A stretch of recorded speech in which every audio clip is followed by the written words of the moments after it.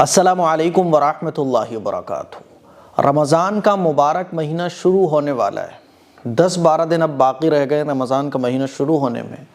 رمضان کا مہینہ یہ اللہ کی بہت بڑی نعمت ہے، جس کو مل جائے اسے اللہ کا خوب شکر ادا کرنا چاہیے۔ میرے عزیز بھائیوں، میری بہنوں، رمضان کا مہینہ شروع ہونے میں اب جو 10-12 دن باقی رہ گئے، ہمیں کچھ کام ہیں جو ابھی سے شروع کر دینا چاہیے۔ بہت سارے ہمارے مسلمان بھائی، ہماری مسلمان بہنیں ایسی ہیں جن کو نماز پڑھنا نہیں آتا، سبحانک اللہ یاد نہیں ہے، کسی کو سورہ فاتحہ یاد نہیں ہے تو کسی کو کوئی سورت یاد نہیں ہے، یا نماز میں اتحیات کیسے پڑھی جاتی ہے وہ پتہ نہیں ہے نا، درود شریف یاد نہیں ہے، نماز مکمل یاد نہیں ہے۔ ایسے بہت سارے لوگ ہیں جن کو نماز پڑھنا نہیں آتی۔ کبھی آپ نے سوچا ہے کہ اللہ تعالیٰ ہمیں یہ رمضان کی نعمت دے رہا ہے، ہم اس نعمت کی کتنی قدر کر رہے ہیں؟ قرآن میں اللہ تعالیٰ ارشاد فرماتا ہے لَإِن شَكَرْتُمْ لَأَزِيدَنَّكُمْ، کہ اگر تم نعمتوں پر میرا شکر ادا کرو گے تو میں تمہاری نعمتوں کو بڑھا دوں گا، اور اگر تم نعمتوں کی ناشکری کرو گے تو اللہ فرماتا ہے میرا عذاب بہت سخت ہے۔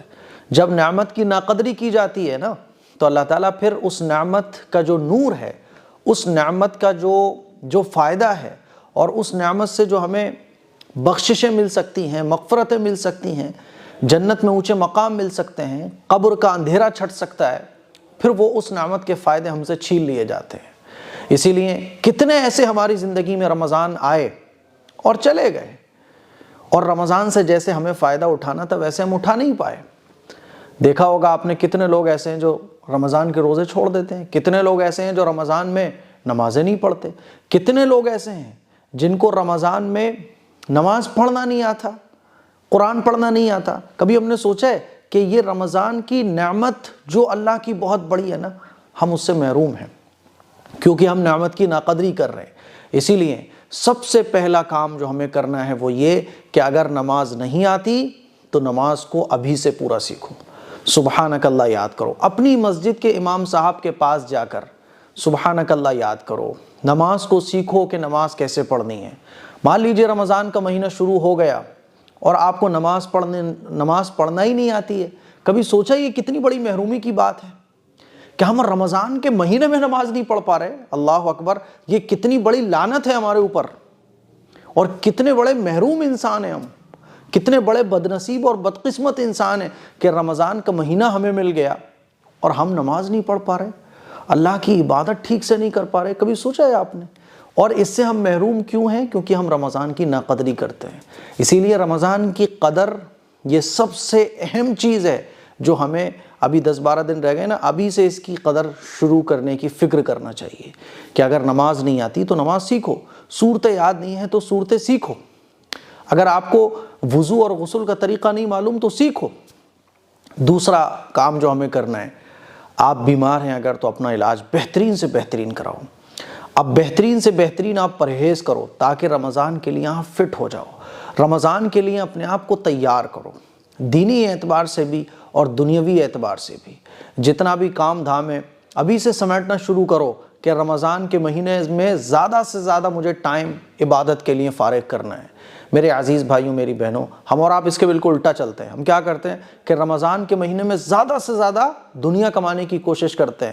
صحابہ اکرام کا، بزرگان دین کا یہ طریقہ نہیں تھا، بلکہ وہ 11 مہینے ہی رمضان کی تیاری میں لگاتے تھے کہ ہمیں ساری سیٹنگ ایسے کرنی ہے، سارے کاموں کو ایسے نپٹانا ہے، ایسے ہینڈل کرنا ہے کہ جب رمضان کا مہینہ ہمیں ملے تو رمضان کے مہینے میں ہم زیادہ سے زیادہ اللہ کی عبادت کے لیے فارغ ہوں۔